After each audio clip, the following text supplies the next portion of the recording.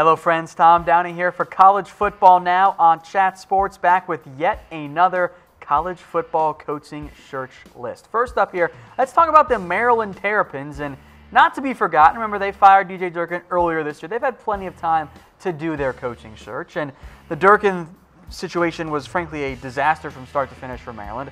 They didn't really seem to know what they were doing in there, and now they're looking for their fifth head coach since 2015, if we include interims, which we're choosing to do here. Now, Maryland does have a great spot to recruit, although they've been out-recruited repeatedly by other big programs.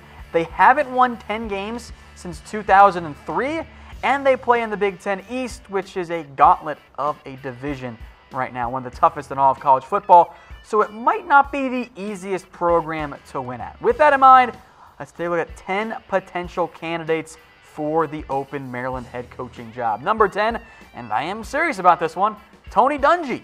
He is reportedly on the Maryland radar per 24/7 Sports, which is weird to me because why would you want Tony Dungy? What year is it? Again, that's kind of the theme of the entire college football coaching era right now in this season because we got Les Miles going back, we've got Mack Brown going back.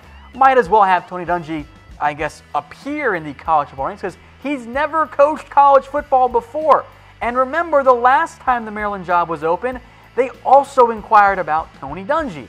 I don't really know why. I get that he's on NBC and he used to be a good NFL head coach, but I'm not necessarily a huge fan of bringing old coaches who have retired into the college football game. Maybe it ends up working out. Would be kind of surprised and confused by it, plain and simply.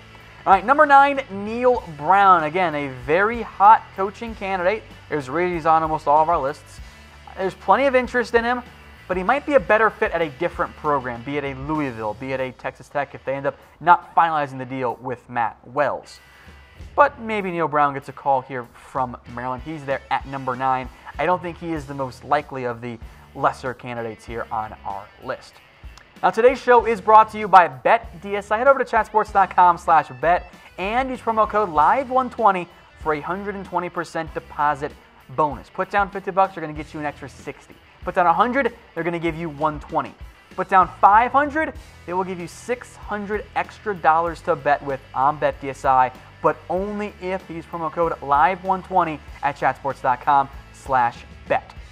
All right, number 8, maybe a name you aren't all that familiar with, Lance Leipold over at Buffalo. And this is a coach, don't let the overall mark fool you at Buffalo. They have been a almost always bad football program, 23-25, but 10-2 this year. Most wins in program history. And by the way, in 8 years at D3 Wisconsin Whitewater, he won 6 Division III titles. 6 for 8 in terms of championships. Not even Nick Saban can do that. Yeah, I know it's D3, but that's still pretty darn impressive. So keep an eye out for him there at number 8.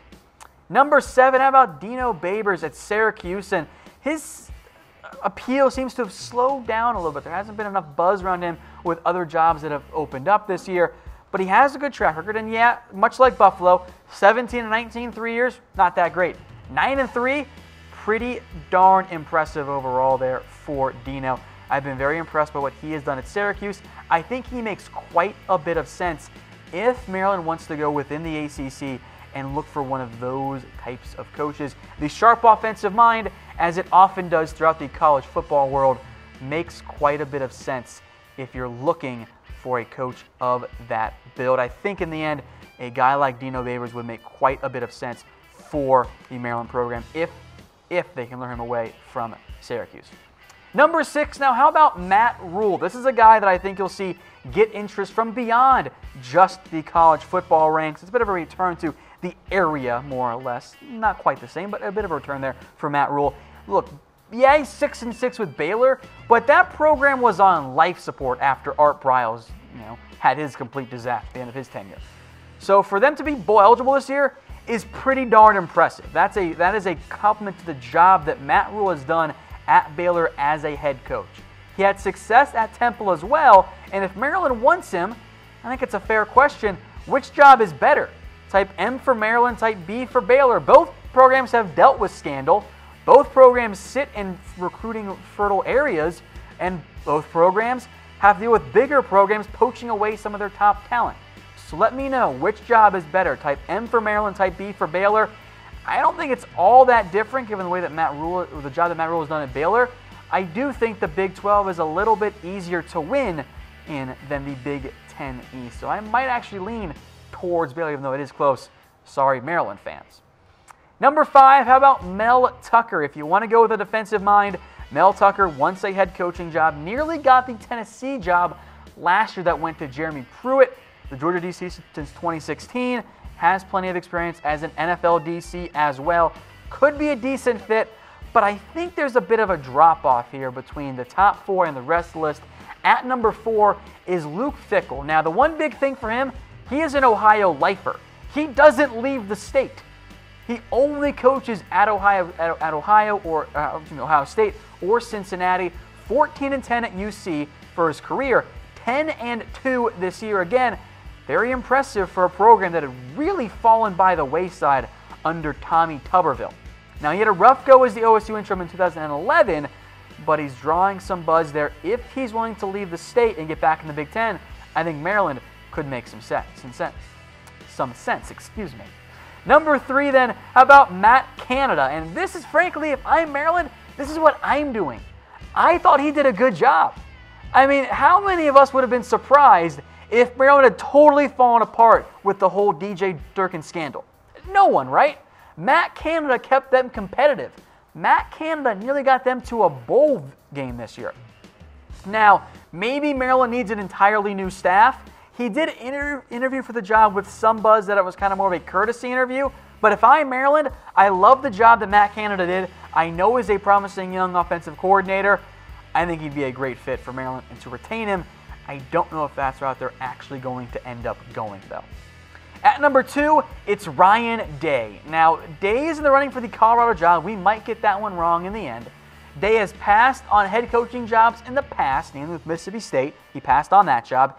And NFL OC gigs, namely the Houston Texans. So I'm sure Maryland has interest in Ryan Day because, frankly, I think every program out there right now looking for a head coach has some level of interest in Day.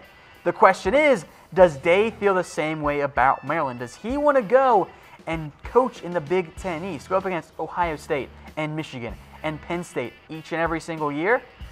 I don't know if he really wants to. I think he might look for a different job and maybe end up taking the Colorado job instead. At number 1, it is Mike Locksley, and I gotta be honest, guys, I know some Maryland fans like him. I don't really get it. I just don't. Now, he's going to interview for the job after the SEC title game, and I know he coached at Maryland from 1997 to 02, and again from 12 to 15, and was the interim head coach after the Randy Edsall era failed miserably. He was, by the way, 1-5 as the Maryland interim head coach. Here's the biggest thing for me. In about 2.5 years down in New Mexico, he was 2-26. And I get it. He's gone to the Nick Saban School of Coaching rehab. But I don't know if it's a great hire. He didn't work at New Mexico. Yeah, he spent time under Saban, and that seems to save any coach. I just don't like the track record of what happened at New Mexico, who, by the way, also has been sued for sexual harassment by a former administrative assistant, even though all the legal claims have been taken care of, and got a 1-game suspension for punching an assistant coach. I don't know if the Nick Saban School of Rehab can truly save that for me. I don't know if I like the Mike Locksley hire, but that seems to be the way Maryland wants to trend, although there might be some issues there with Locksley and AD Damon Evans. But let me know, folks, who do you want to be, or who do you think should be the next Maryland head coach? Let me know what you guys think. If it's a name not on this list, I'll be sure to respond with some thoughts of my own on that particular candidate. But to recap, Tony Dungy at number 10, Neil Brown at number 9, Lance Leipold at number 8, Dino Babers at number 7, Matt Rhule at number 6, Mel Tucker at number 5, then it's Luke Fickell and Matt Canada for 3, Ryan Day at number 2, and Mike Locksley at number 1.